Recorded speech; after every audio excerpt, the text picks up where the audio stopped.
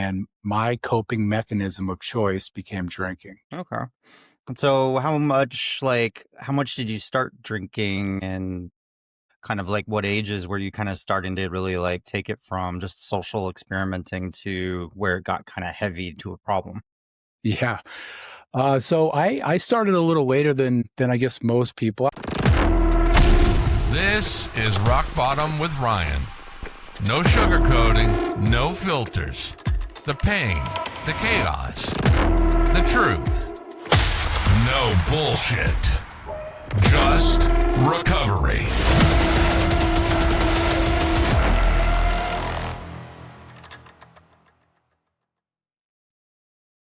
This episode is actually brought to you by Sober Strong Apparel. It isn't just lifestyle wear, it's battle gear. Heavyweight tees, hoodies, and gear for the ones who draw a hard line. Clean, sober, no compromise. We rep sobriety like a badge of honor. And every piece you throw on says you're a part of the crew that doesn't back down. And every order fuels recovery with 10% donated to treatment facilities. Because we don't just talk about it, we stand on it. So go to SoberStrongApparel.com and use Rock Bottom at the checkout for 10% off. That's SoberStrongApparel.com. Use the code Rock Bottom, all one word, for 10% discount. I really like what this company stands for. They represent recovery, which is really important to me, important to this podcast. And their clothing looks awesome. So check them out. SoberStrongApparel.com. Enjoy this episode. Well, Joseph, welcome to Rock Bottom with Ryan. I appreciate you coming on the show. Yeah, absolutely. Thank you for having me. Would you like to introduce yourself and tell us where you're from and a little bit about your background and what you do? Yeah, absolutely. So my name is Joe Pennell. I'm from Maryland. I'm originally from Connecticut. So I'm a cyber intelligence analyst right now by trade, but a little bit of backstory for me.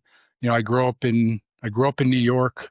Both my mother and my father. My mother was deaf. My father was using drugs, using heroin, sort of in and out of my life, multiple divorces. Definitely always a quiet individual. I call myself introspective and analytical a lot now, which definitely helps me in my career field. But as a child, I was definitely the person that was a great imagination, but it kind of kept me, it kept me to myself. And I think that sort of catapulted me to where I sort of am at now, where it's very easy for me to retreat into my own head. So when I was 16, my brother passed away, and, you know, long story short there, I didn't want to be a burden, an additional burden to my parents. I think that was an excuse at the time, but I thought it was sort of the best thing for me to do was not be an additional burden. I, again, retreated into myself, and I spent the next 20 plus years trying to be that stereotypical strong man. I joined the military. I've worked in a prison. I've done these rough and tough sort of jobs, all things that sort of aided my ability to remain strong, at least on the outside. But on the inside, I was absolutely struggling. Would you mind I was wondering, would you mind kind of going into a little bit more detail about your childhood and what was causing you to struggle later on? Were there any things that took place then? Yeah, I mean, you know, as a child, I always thought that and I still do, I always thought that I had a great childhood.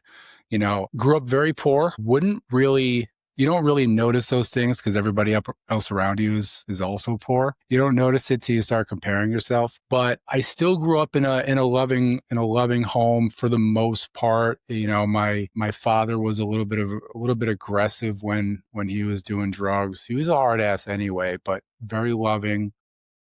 My mother, you know, she was definitely the rock in my life, but she had her own issues. You know, her being deaf, you don't really, I definitely didn't understand the toll that life sort of took on her and the struggles that she must have had to go through just to navigate her own world. And so when I grew up and sort of looked at them as people instead of my parents, and I actually thought about this today. I'm like, you know what? I thought about this when I was thinking about, you know, talking to you today. I'm like, My father, when I was growing up, is the same age that I am now. And I'm thinking about my struggles now, and I can only imagine sort of his struggles then. And so, I never really understood what it meant to have a sort of a broken home. I thought my home was good. At least I thought it was normal. I didn't really know. And so me being the quiet one, my brother being the loud one, always getting in trouble. I never really got in trouble. He became sort of my other half that almost sort of spoke for me. He would say the things that needed to be said, and I was just able to do my own thing. So when you have somebody like that and you're really relying on each other, we bounced around a lot. And so you rely on each other.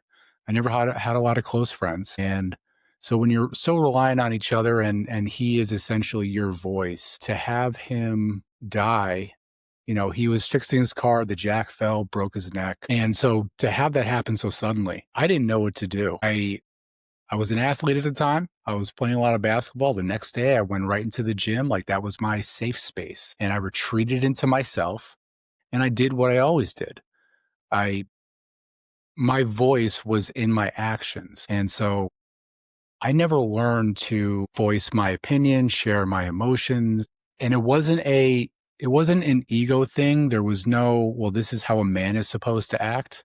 It was just how I grew up and mixed with my personality. And then you add some trauma on top of that. And it's a recipe for the type of individual who's going to avoid the emotions. And at some point, you're going to have to cope because those emotions are going to come out. And I was tailor fit for someone who was going to quiet the demons, quiet the voices, quiet the anxiety, and figure out a way to cope. And my coping mechanism of choice became drinking. Okay. So how much did you start drinking, and kind of like what ages were you kind of starting to really like take it from just social experimenting to where it got kind of heavy to a problem? Yeah. So I started a little later than I guess most people. I was early 20s. Again, I was the athlete. I was like, you know what? I can't drink, can't have those extra calories. I'm so committed to my craft. And I hated drinking. So it's kind of weird that I would gravitate towards that, but I was married for the majority of, early 20s up until I was 38. And my ex-wife, she hated drinking. I met her, we both were drinking. Shortly after that, she just swore it off, and good for her. And she hated me having one drink. So, it was hard for me to see the writing on the wall because at that time there wasn't an issue. I wasn't accounting for the problems that I was having internally, but as far as consumption, there wasn't much of an issue, despite the fact that maybe I wanted to drink more. So mentally there was a problem, but what I was consuming wasn't a whole lot for a good majority of the years I was married. And I would say the last few years before I started to spiral, it was started with every weekend. And I made the promise. I made the promise that I was only going to drink on the weekends. And for the most part, I kept to that promise. How much were you drinking on the weekends? It started off very, very, very light. It would be a couple of like the big 8%, tall boy cans, and then a handful of nippers, and I had a pretty solid tolerance. And then I think with the continuation of drinking, it just gradually turned into more, and then it became a fifth with some tall boys. I started to hide a little bit more of what I was drinking. I would find reasons to have celebrations to where now I'm getting a bigger bottle. And, So it you would have- graduated from beer to liquor pretty fast. I was never really much of a beer drinker, to be perfectly honest. Like I went straight for the hard stuff. I was a product of, I grew up listening to like Tupac, and I loved Hennessy and I all love rap. that. So yeah, I went straight for the hard stuff. And, I would drink beer occasionally if it was social. And I didn't have much of an issue socially. It was because I wanted to maintain that good reputation. I was very good at hiding it. It was one of my stronger suits, was my ability to hide it. And so I would hide it when I would drink socially, kind of keep it at bay. But then when I was home by myself and I didn't have to really worry about the perception, that's when it became, let's see how much I could drink because now I'm in this weekend window. And it it no longer became enjoyable like, hey, this is the weekend. I'm going to watch a game. I'm going to have a couple of drinks. And it's like, no, I have 2 days to get it in. Like it's going to be the last weekend of my life every weekend. I got to get it in during this weekend. And so I would drink more and more and more. And I was pretty good about how I acted when I was drunk. So you were good at kind of putting on, you were not that your tolerance was good, but you were good at kind of putting on the facade that like, yeah, I drink a lot, but it's not a problem. So nobody ever really like, felt like they had to be concerned about you or anything because you were so good at hiding it. 100%. I was good at hiding it from other people with the amount that I was drinking, and then I wasn't sloppy. So even from my ex-wife, she wouldn't notice or know a lot of the times when I was actually drunk. A little happy-go-lucky. You could tell I'm a little bit buzzed, but I was probably further beyond that much sooner than she knew. And I'm a night owl. So after she goes to sleep, then I would continue. And I'm with myself at that point. So it really doesn't make a difference. I don't feel sloppy when I'm by myself. So who knows if someone were to walk in and see me, like their perception of what that was. And it didn't matter at that point. So, I mean, I wouldn't say drinking handles and all that. I definitely did when I was by myself, when got divorced. But when I was married, it went from the tall boys and a couple of nippers to now I'm getting sleeves and maybe a small little bottle of something to now a larger bottle. And well, I'm still Usually whiskey or vodka, or what were you? a vodka, gin, a Hennessy, sometimes tequila. I like Tennessee too. I used to drink Hennessy thinking that like I would drink a lot less and I would sip it all classily, and then it got to the point where I would just chug glasses of it. It just Yeah. never worked, Yeah. no matter what I tried. I was like, if I buy more expensive stuff now and it's more classy looking like Hennessy, like all the rappers drink it, so I'm like, all right. And then I would sip it and I'd be like, I just want more, just like everything else.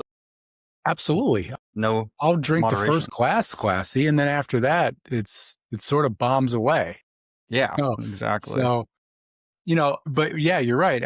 I always had that thought in the back of my mind of, I wish I was the type of person who was, dressed up in a suit and just had a little bit of bourbon in my hand and I'm just sipping on it and I'm good.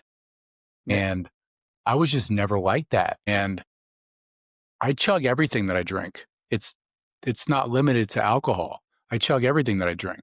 Yeah. And, the further you start going down the rabbit hole of drinking and the more money you're spending, the less quality of alcohol I started to get, and it wasn't like I never went into anything that was like crappy, but I would definitely, it's like if something's on sale, if, I would go to the higher level of the bottom tier. Yeah. And just so I can get more of it, or I would stick with something like, forgot what kind of Tanqueray, because it's 47%, 47.5%. And I'm like, that's perfect. Tanqueray tonics, that was another drink I used to have. Yeah, and some of them are really good. So yeah, that's how it sort of started for me. It definitely elevated though. Did you start to notice yourself becoming physically dependent after a while, like where like you're waking up in the morning, shaky withdrawal symptoms or anything like that? Did those things start to happen? That happened. So this is actually how I really noticed that I had a problem. So when I got divorced and there was nobody left to sort of keep me accountable, I started drinking more often. And I was working in the prison at the time, and my schedule is a 5, 5, and 3. So I always had 3 days of just do whatever the hell. And I would go crazy on those 3 days. And it got to a point where I would show back up to work. And when it got really bad, I tried to like detox myself. Bad idea. but Dangerous. Yeah. very dangerous, and I'm obviously wouldn't recommend it, but it was something to keep that facade going. I can't show that I'm that messed up. And so I would come into work, and I remember one day explicitly, I was asked by a supervisor to open a door, and I have the keys in my hand, and I'm sitting there and I'm trying to open the door, and my hands are shaking. And I just remember going, open the door. And I'm like, okay, I knew I had a problem before, but this is getting a little ridiculous. And not to one up myself with that, but I was restraining an inmate, and I was behind him, and I had his hands, and we're on camera, and he's quiet. He's like almost whispering to me, but he's being sort of an ass. And he's like, "What, are you nervous?" Because my hands were shaking. And I I don't have the reputation of being nervous. And I know this individual knows that, but I was like, oh God. I don't remember what I said. Maybe something to the effect of like, do I look nervous? Something like that. Something Yeah. stupid. I was embarrassed. Yeah. But I played it off, and I'm pretty sure I probably blamed it on, not to him, but too many energy drinks and adrenaline and all that stuff. And Yeah. so, yeah. Do you think did the stress of the job ever cause you to drink? Was there any like stress there? I'd love to say yes.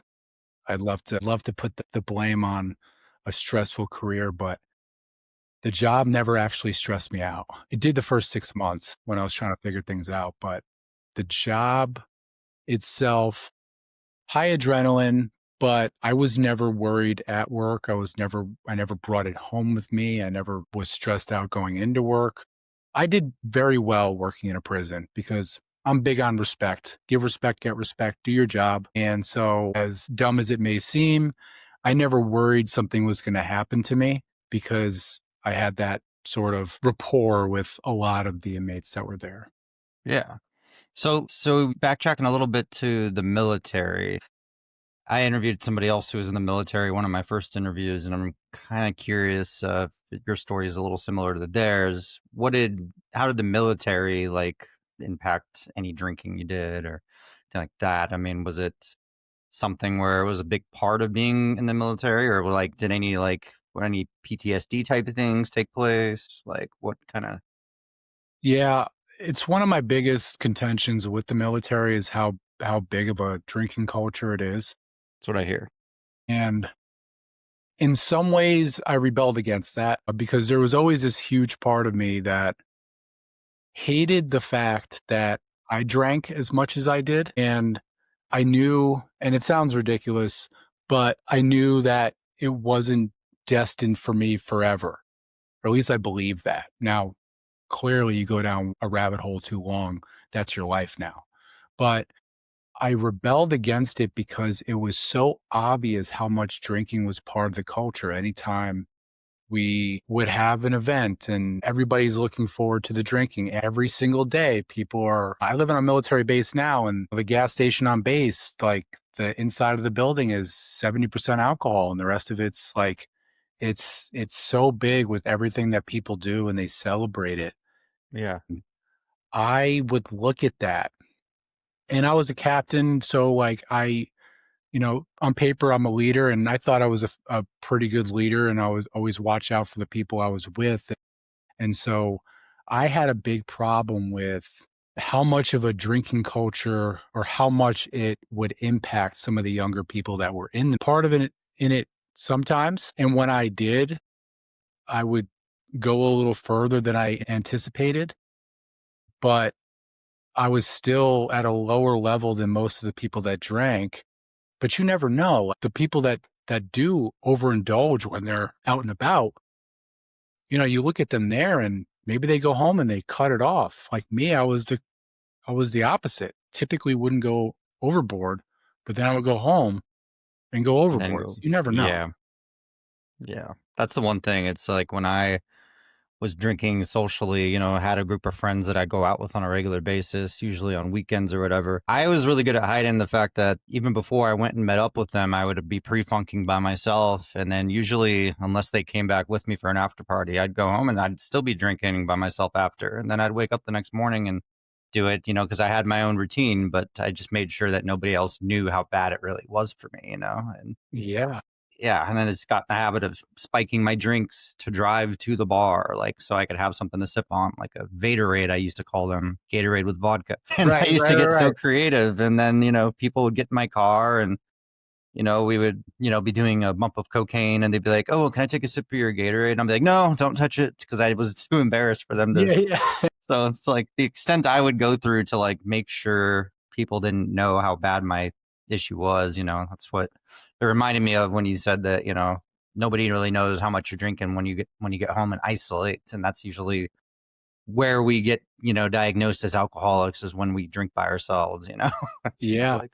Yeah. And it's one of the more, I guess, I don't want to say embarrassing ways to find out you're an alcoholic, but there's a lot of people, and I don't know who to believe and who not to believe, but you have some people that are like, yeah, I drink, but at least I don't go drink by myself. And I'm just sitting there listening to that. I'm like, Yeah, I know. this guy does. This guy does. Yeah, I know there's so many different stigmas to being an alcoholic. It's like, well, we need to drink because we're physically dependent, or we drink by ourselves. And there's just all these things that we do that I didn't know till later. I'm like, I do all those things. Okay. Clearly I Yeah. have a problem. Yeah. I happen to check off every single box. It's funny when in the worst way, it's funny when you find out that you check off every single box of what alcoholic is, Yeah. and you just don't think at all that you could possibly be. So, and Yeah. that's the crazy part, but it's a very Exactly. real part. It is. It is. So yeah, your story is really interesting how it kind of you say it progressed in the military a little bit, and then when you get into the working world, you continued to drink mostly at home, and then started to experience like withdrawal symptoms at work and stuff. So were people calling you out, like in your life? Were they calling you out on any of your problems, or were these things that you were just kind of internalizing yourself and learning on your own? And then did you hit some kind of rock bottom part where people saw that something was wrong and intervened, or did you just kind of do this on your own?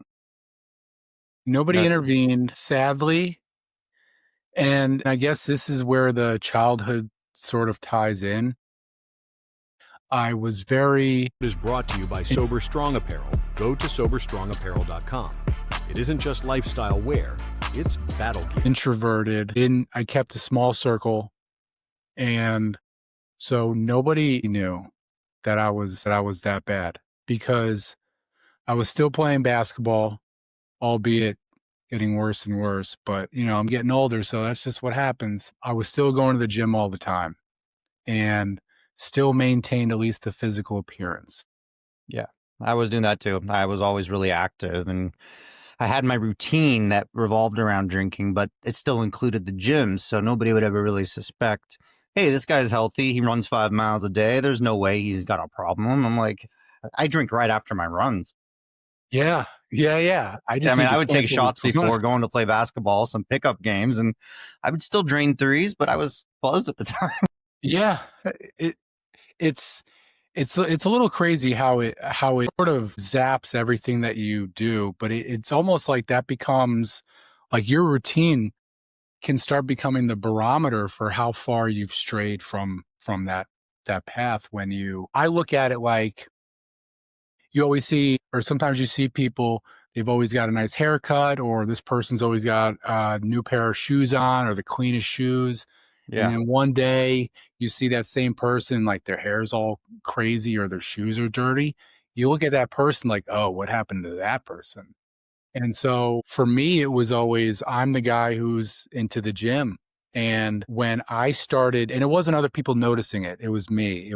I stopped going. And it wasn't for very long, but that was sort of the last straw for me when I was starting to have the withdrawals and I wasn't sleeping. I was sleeping for probably 3 months straight. I was sleeping 2 poor hours a night. And so I was hallucinating, and I couldn't tell if I was hallucinating from the withdrawals or from the lack of sleep. Both. Yeah. I And went so, through the same thing. um, I was sweating all night long trying to detox myself. I wasn't going to the gym. I started to try to reach out myself. So I reached out to like the chaplain in the military, and unfortunately, he never got back to me a couple times, and I'm not the type of person to reach out. So you burn me twice, I'm done. And I reached out to two friends of mine and I said, I need your help. And I didn't know what that meant. They came over. I was already smashed when they came over. I continued to drink more when they were there. I did not cover at all what the problems were. And I just remember like dozing in and out until eventually they're like, okay, we're going to leave. And like they did what they could. They knew there was a problem and they knew that I was reaching out. And they were just allowing me to do it on my terms because they knew that, well, they didn't really know how far I was gone or what the issues were. You know, I could have just been having a rough day and just overdid it that day. They didn't know. So drinking for me in some ways became a way for me to open up emotionally. And I remember, I typically only bring this up in certain company, but I remember I was watching a movie, and I know it's happened during the movie Troy when he's dragging the body behind him and he calls him his brother. And it had definitely happened in another movie that definitely was not a sad movie. And I was drinking And you just and broke down. I broke down. And I know exactly that feeling. I'd never cry, but there's been this, when I was at my worst, it was like something random would happen. I'd just be like, start bawling. I'm like, crap, what's wrong with my emotions? right. Why does it take a movie scene Yeah. to get me to feel emotions? And I know, like when I was younger and I was trying to deal with my brother, I would almost try to force myself to cry. Like, I should be sad right now. I should be crying. Why am I not crying? What's wrong with me then? So I would drink and then I would get emotional and I liked it.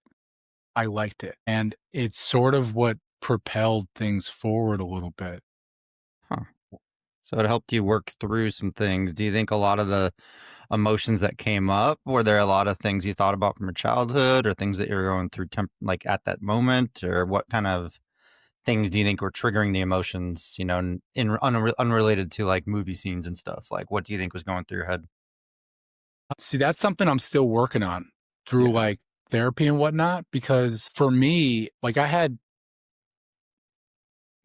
shit that happened before therapy or before my brother passed, and things sort of stacked on top of each other. And then as life started to happen post my brother's death, and I wasn't handling things the way I needed to, things that weren't even necessarily as bad as the stuff that came before, I wasn't handling anything that had to do with emotions. And so when I would start to cry, it could have came from anywhere. And I didn't know, because being that analytical person, being that introspective, and I've had therapists tell me like, you should be a therapist because you're diagnosing yourself and you're dead on. I'm like, that's great, but I still don't know where these things came from. You know what I mean? So I couldn't pinpoint what emotions were originating from, which means I couldn't figure out how to fix it. And so that's what led me to, Frustrating. that's when I knew I needed help, because that whole idea of, I'm going to figure this out never came to be. And it doesn't matter how introspective you might be, it doesn't matter how much you can navigate certain problems. I couldn't figure out my own stuff with no solution. Meant that I was going to continue to drink to figure it out, and I was slowly killing myself. Did it start to like, I don't know if you were seeing a doctor on a regular basis or if you were hospitalized, but did you start to get any confirmation that it was hurting your body physically besides just mentally? I was getting confirmation through blood tests that what was it? Enzyme, Not the lipid fatty counts or something? liver, but Yeah. like I had elevated levels. It wasn't to such an extent that I was headed in that direction. Being that I was so into fitness for so long. I drank a lot of water. I was always flushing stuff out. I was fighting every negative effect of drinking with a otherwise healthy lifestyle that I think it saved me a little bit. But yeah, I had alopecia from the stress where I was getting a bald spot in the side of my head. My anxiety hit such a level that I was shaking out of nowhere. Depression. I have VA disabilities centered around mental health, like the inability to cope. Like it was all not all caused by drinking, but drinking made it worse. Especially the anxiety. Did you experience like times where you'd feel okay, you'd go out and about, maybe run some errands, and then all of a sudden, out of nowhere, you would just get overwhelming anxiety around people? Did that happen to you too? Yeah. So I never had like a social anxiety, like not typically, but I started to. And it wasn't so much the crowds. It was like you said, you loved a routine, right? So when I would deviate from that routine and I would find myself in an unfamiliar area, um, and it happened to be in a crowd, I didn't know what to do with myself because I was outside my routine and my anxiety would kick in. Um, and especially if I'm far away from alcohol, like my body knows, my brain knows exactly where the alcohol is at any given point to where if I'm working out, I know it's okay. You can finish your workout today. You're a 5-minute drive from that alcohol. Yeah, You know what I mean? Like almost it's almost like a motivates you. safety net. Yeah, exactly. I Yeah. used to do that when I was on my long runs, when I was at my worst. I would feel like crap, but I'm like, if I do this run, I'll feel better. But I know as soon as I get back from that run, I get to chug my 3 glass full of juice box full of wine, and then all of a sudden, I just feel totally fine. Yeah. It's like It's the so other, bad, you know. the other guy I interviewed, he was in the military. I think episode 1 or 2. I think 1. Frank, he was talking about how like he, was in the senior Olympics, and he said he was drinking the entire time he was there. Instead of people thought it was water, he was just chucking vodka. Wow. Yeah. He won How'd the he senior do? Olympics. He won. I guess I guess he kicked ass. Don't ask me how he did it, but I mean, there's nothing that keeps you doing more of the bad stuff that when you succeed while you're drinking or doing any type of drug or anything like that. So, yeah. but sorry to change the subject a little bit, but back to the subject. So as you started to feel you're getting emotional, you realized it was kind of consuming you, and you were drinking because it helped you express emotions more by yourself, so you weren't really able to express them to anybody else. So when did it get to the point where you're just like, all right, I'm stopping? Did you end up in the hospital? Did how'd that work? No, I had been toying with the idea for a little bit. This was shortly after I had those shaky moments at work, and I got to the point where, and I have to be mindful of how I say this, but I got to the point where like depression kicked in and I wasn't going to do anything to myself, but wouldn't have been upset if I went to sleep and never woke up. You know what I mean? Like it was one of those, my body was tired, my brain was tired. I was tired of fighting and I was literally drinking myself to death because I was just getting worse and worse. And all I could hear in the back of my mind was all of the good things that people say to me over time. And so, from the time I was a kid and, mm, you know, hearing my grandfather, who was my hero in some ways, talking about how much potential I had and all these great things, and then being a good athlete and doing well in school and having, again, on paper, what looks like a good foundation to do well in life, and I'm destroying it. And so I got to a point where I was not sleeping. I would find myself just going face down on my bed. I don't know what time of day it is. And I was skipping work. They knew something was up. They were really good about it. But I definitely got wrote up at work for doing that too often. And I just didn't care. I didn't care anymore about my body. I didn't care what happened to me. I was taking more risks. I had a motorcycle at the time, and Do you have any suicidal ideation or just passively suicidal where you didn't care if you passively, did? Okay. passively, I just didn't care. Um, I was too much. I was too much of a coward to actively do anything.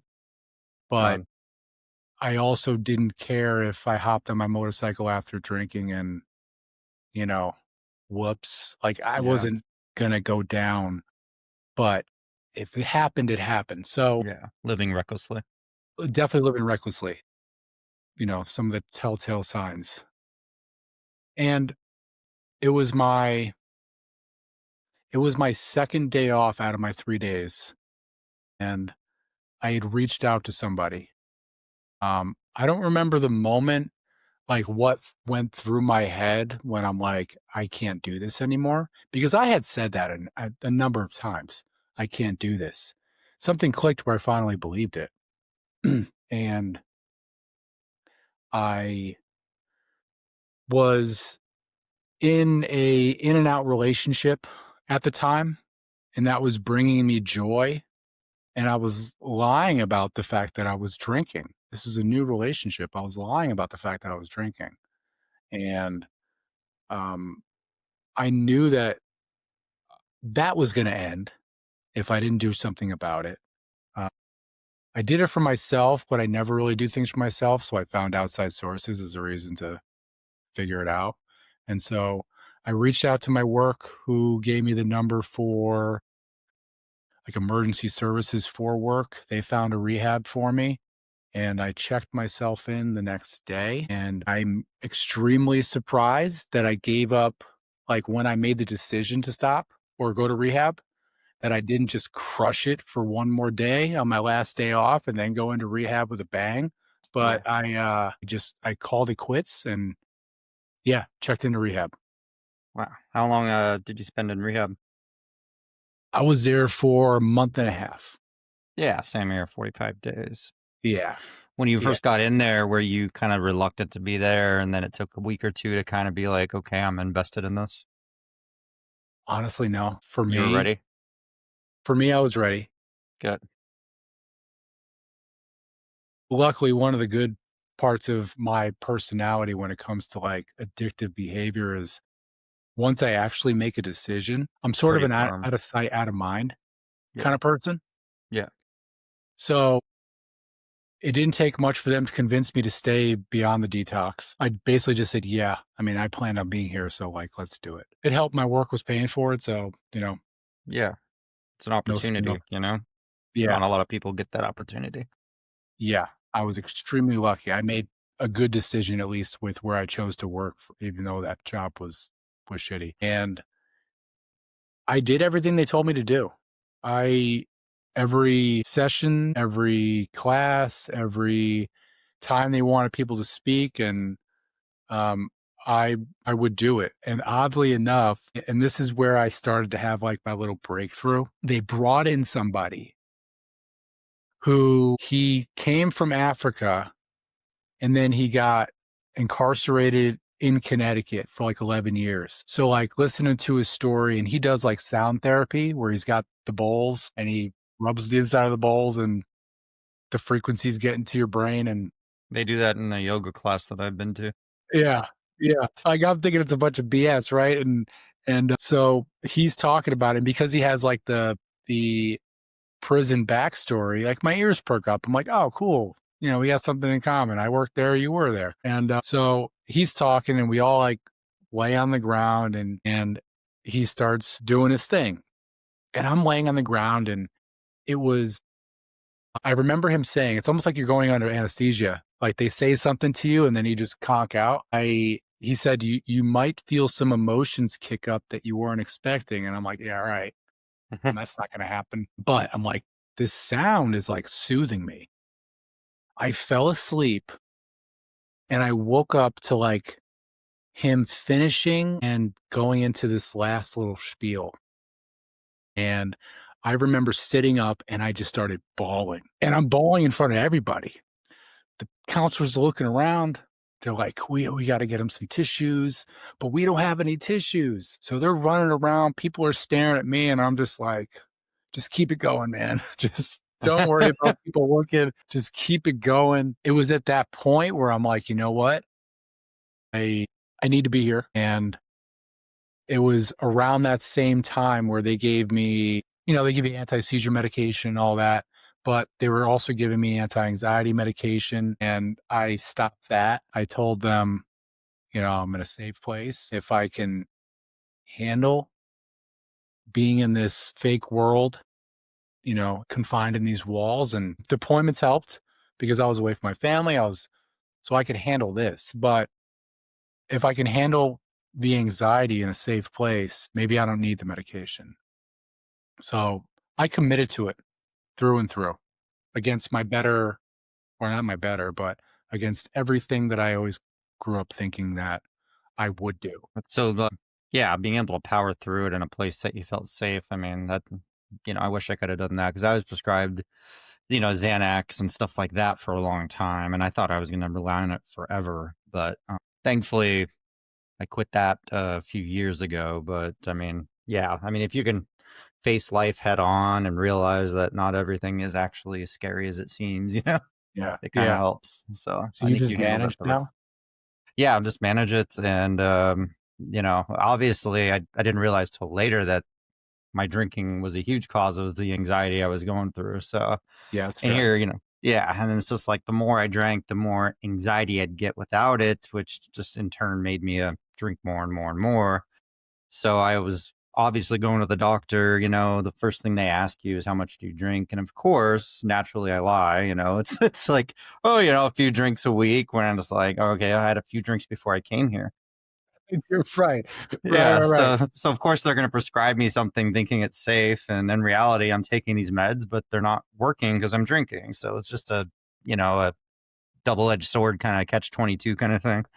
So Said. It's yeah, funny you say that because in the military, when they do like mental health evaluations and pre-deployment, post-deployment questionnaires, they always ask you how much you drink, and there's a secret number, and it's an unrealistic number for even people that don't have a problem drinking.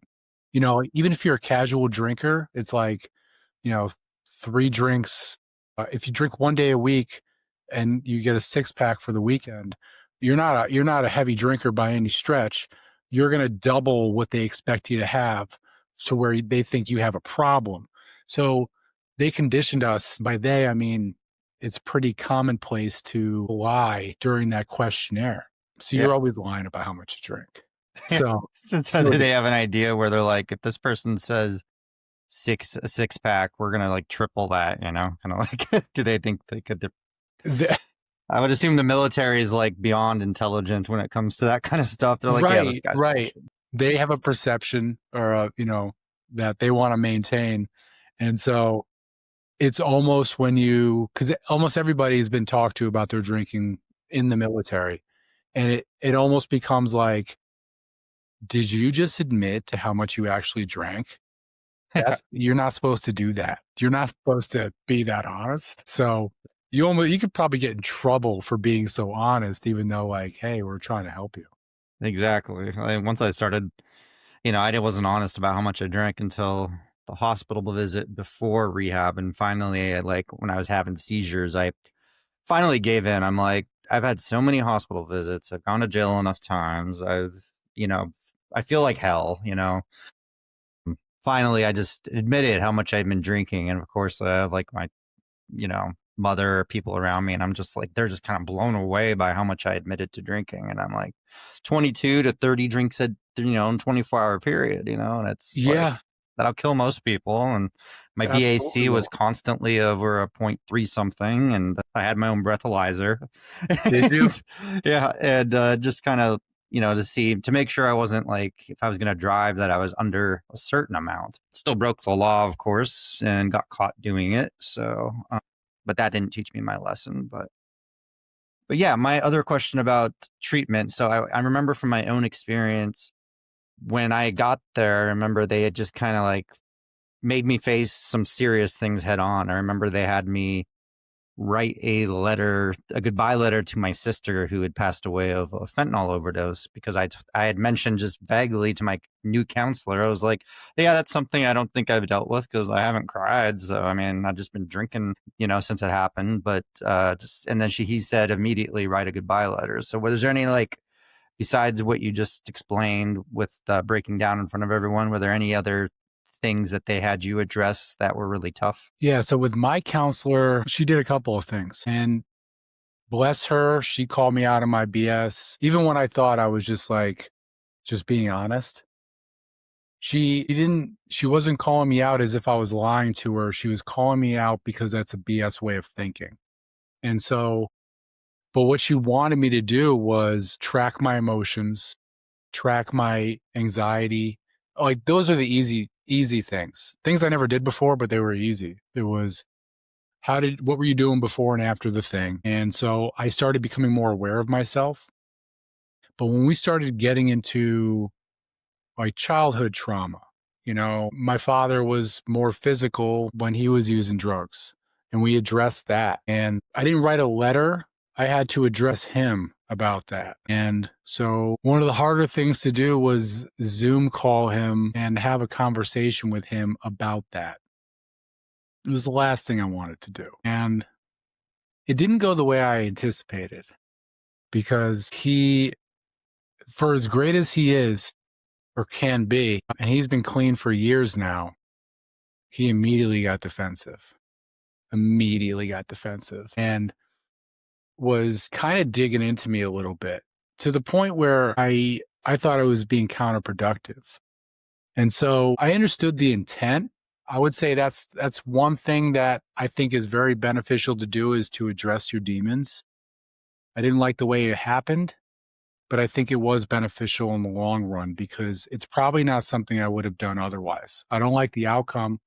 I don't like how it sort of stirred things up. I ended up having to have a conversation with him after I got out and talk to him about, how he responded to it when I was in this like vulnerable position and kind of being forced to do it. And it was tough because I had had a conversation with my father probably about a year prior. And he said to me, "Hey, your brother got the worst of it, didn't he?" And I'm like, no, I was there too. I was there too. That's tough sometimes when parents or anybody that was like, a part of your childhood, minimizes some of the stuff that took place. Yeah. But I also knew that he was so messed up when he was doing it. Like, this is just the things he was telling himself. He broke down and started crying when we had that conversation. And so I knew that he genuinely either blocked it out or didn't have a clue as to what was going on. And so I had forgiven him for that.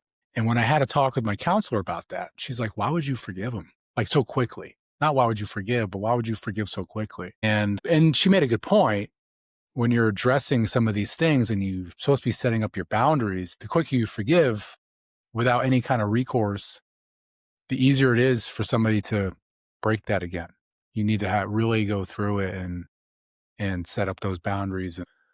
So I was not happy with what I had to do with that. I wanted to do my rehab in some ways the way I wanted to do my rehab. I was very open to a lot when I was there, but I didn't want to include anybody else. I wanted to keep my rehab a secret in some ways. I didn't want to include my father. I didn't want to talk to my mother. And so, they had me doing all these little brain type work, emotional exploration, but that was probably the hardest thing I had to do, address the demon. That's tough. How's your guys' relationship now?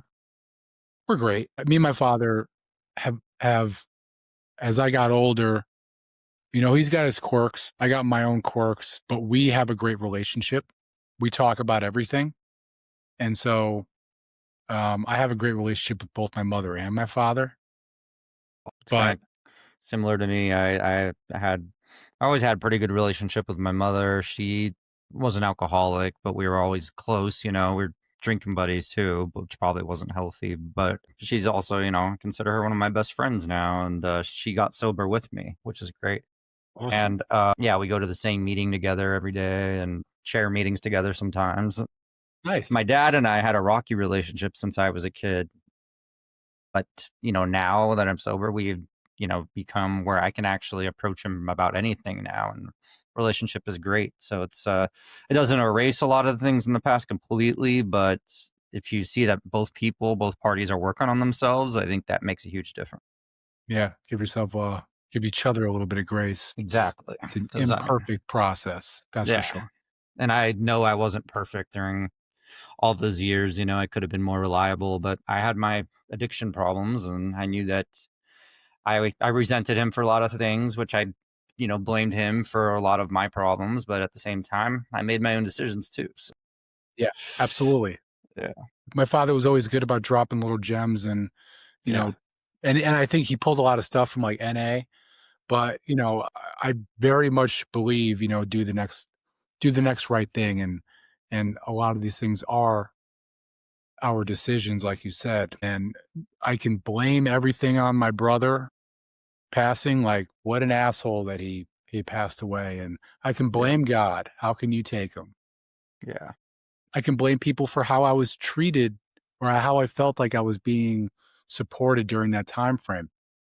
Ultimately, I was a kid for some of it, but as I grew up, these are my decisions. And so if I can take responsibility for the decisions I made that led me down the wrong path, I can also take responsibility for the decisions to when I got clean and give myself a little bit of grace for making the best move that I've ever made for myself. That's really well said. That will bring me to one of my last questions. What advice would you give to people? Well, first of all, what is your sober date, by the way? July 28th of 2023.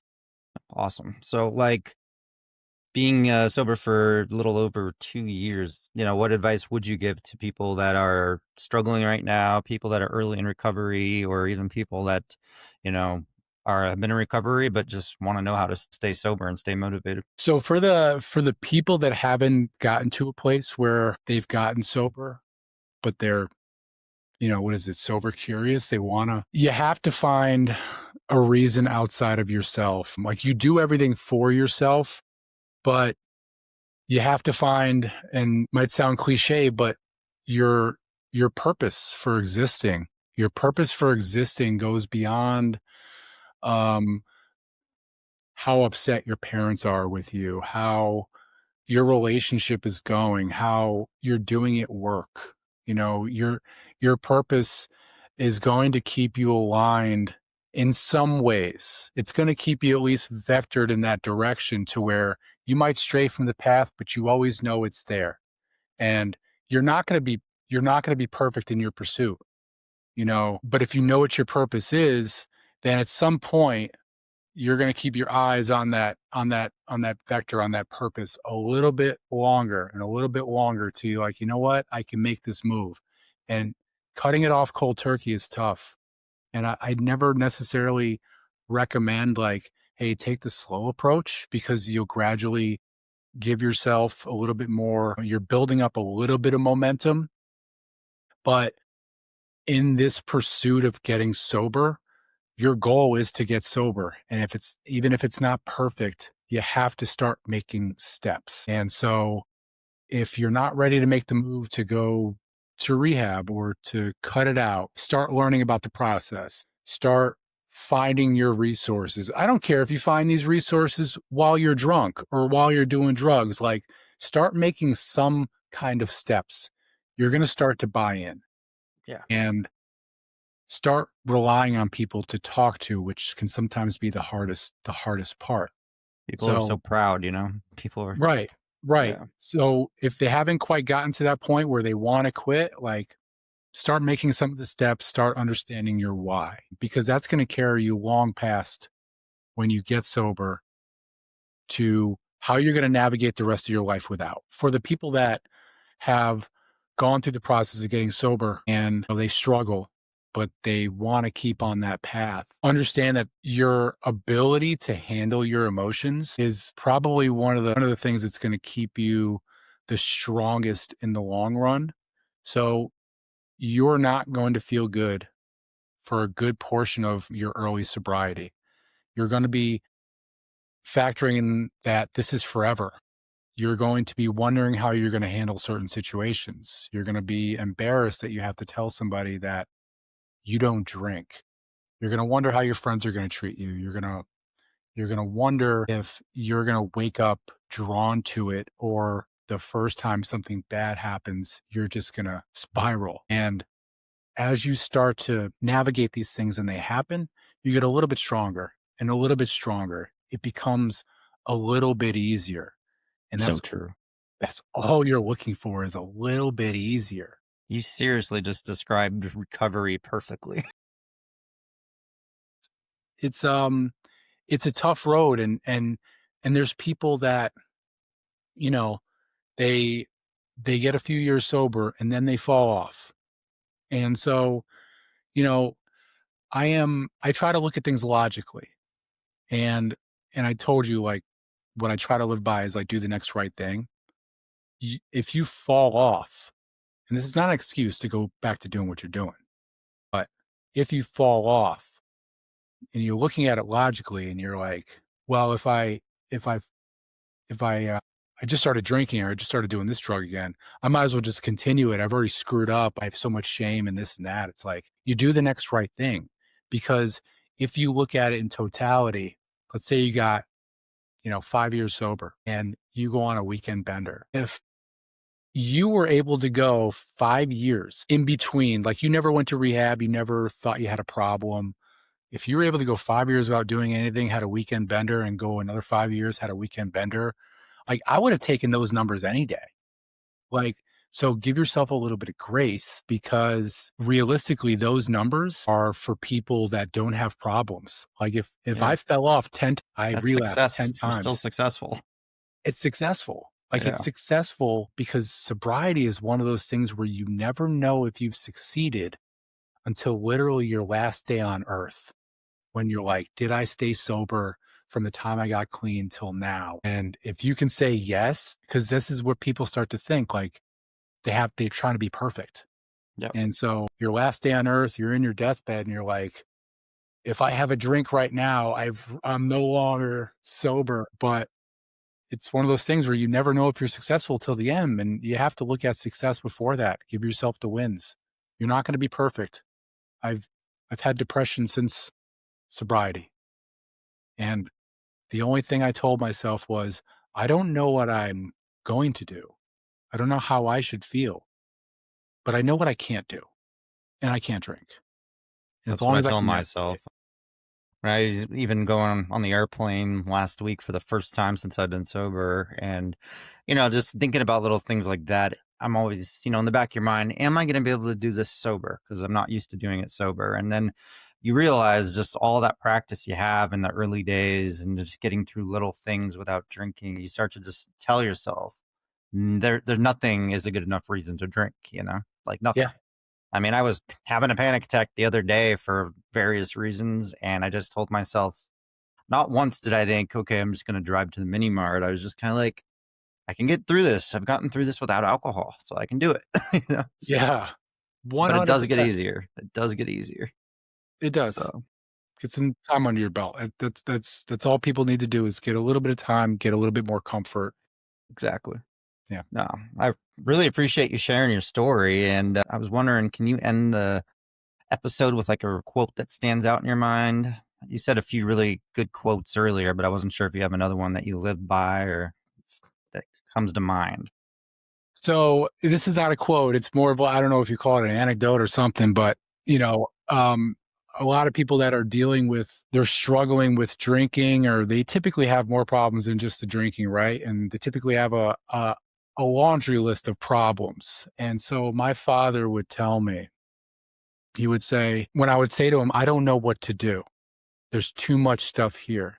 And he would give me a visual in my head. He's like, look, if you're laying on the ground and you've got a stack of, he knew I worked out. 10 plates sitting on your chest. You try to get up. You getting up? No, I'm not getting up, Dad. All right. Start taking off these plates one by one. One by one is all you have to do. You start taking off one little problem at a time, one little problem. Eventually, you get to a point where you still have problems, but now you have the ability to move. Now you have the ability to breathe.